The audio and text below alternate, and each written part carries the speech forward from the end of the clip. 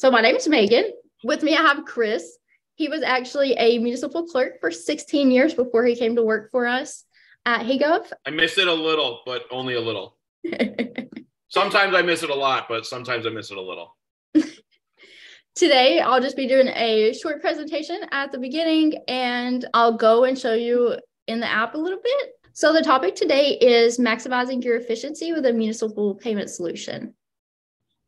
So just for a quick intro, HayGov's goal is to help busy staff and busy citizens.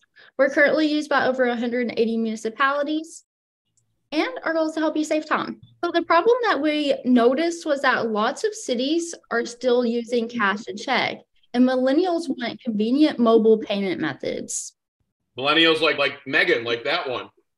Yes, I prefer to pay for anything I can pay for online. I pay for online. And the solution was a payment portal to assist you with high volume transactions, high dollar transactions, and high friction applications. So some examples of high volume payments are things like utility bills, boat launches, park and rec activities, anything you're getting a lot of payments in for. High dollar transactions, that could be taxes, anything that's a high dollar amount. High friction applications. So short-term rental applications, building permits, operator licenses, anything that's really hands-on might require multiple departments, things like that. So what can HayGov do for you? These are the different apps we have. Today we'll mostly be focusing on HayGov Pay, HayLicense, and HayReserve. So with HayGov Pay, we have online and in-person payments. We do have a card reader if you don't currently accept in-person payments, so you can take card payments in office. HayLicense, which is online fillable forms, and it also plugs HayGov Pay in, adds a payment module so they can pay for any licenses and permits online. HayReserve is Airbnb for municipalities, and again, it also plugs in that payment module so they can pay for any reservations they make. So how are current customers using HayGov? For an example, this is the city of Mineral Point. They have a population of 2,500. They actually just signed up for HayGov at the end of November of last year. They currently have 15 forms, 2 payment portals, 4 venues through HayGov, and they've made almost $100,000 through HayGov. They've brought in property and income taxes at $66,000 total. They just got set up with utility billing within the last couple of months. So far, they've had 125 payments for a total of $17,000. They've had 239 submissions of the online form and have made $15,000 from sports registrations. And we just got them set up with dog licensing as well. So far, they've had 23 submissions for a total of $350. So some people use HayGov for everything. And then some people use HayGov maybe for 1 or 2 things.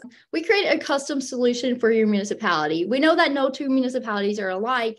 And even if 2 municipalities have the same thing, the payments for those and short-term rental permits, there might be different departments that need to sign off on them. We create a custom solution for you. So this, again, is just an example of some solutions we've helped municipalities with. For the dog park passes, a QR code on a sign that they can scan and pay for the dog park. We also do online dog licenses. Boat launch passes, again, a lot of times it's done the same way as the dog park passes, a sign with a QR code. I'm just going to jump in real quick. Yeah. One of the things that I've noticed, I neglected to mention this in the beginning. I live in Las Vegas. I moved here from Wisconsin 18 months ago and don't miss winter, but that's not the point. Since moving here, I've seen a lot more of the parking fees using those QR codes where they'll just plop a sign in front of a parking spot and say, scan this or you're going to get a ticket. I'm paraphrasing, of course, but scan this to enter your parking number, enter your credit card information, off you go. Now, of course, I have 2 legs, I can walk, no big deal. So I park where it's free,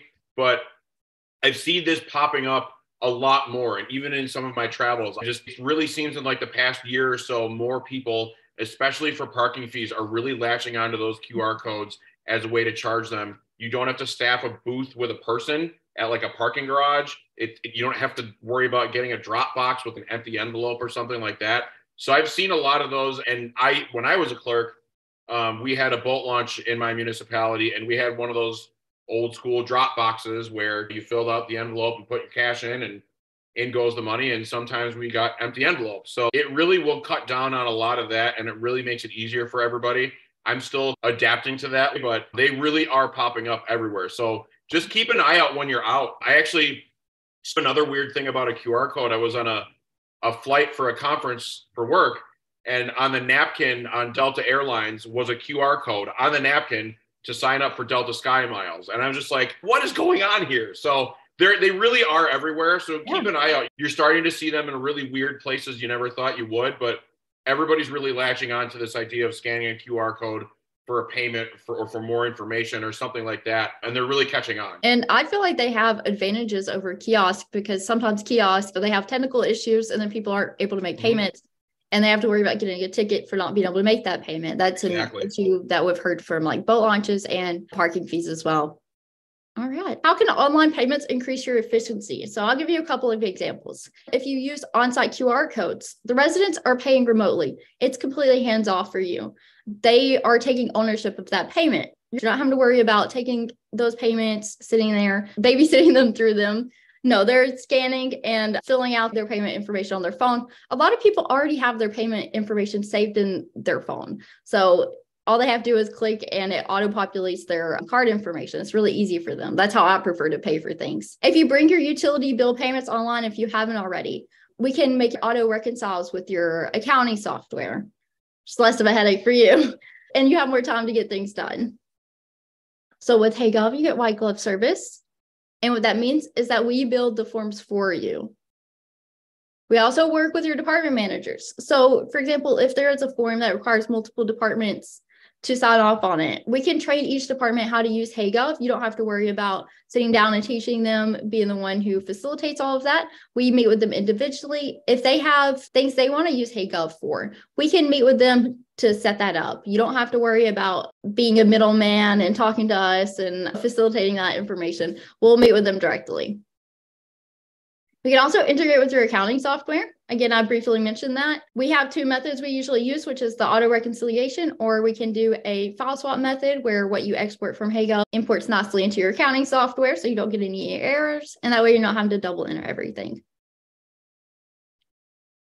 So with HeyGov, you get payments on the go, which is our payment portal. So here's the little example of that. It's just a quick form, usually just requires one piece of information. They enter in their card information. Once they do that, they get a receipt automatically sent to their email. All right. And this is our reservation system.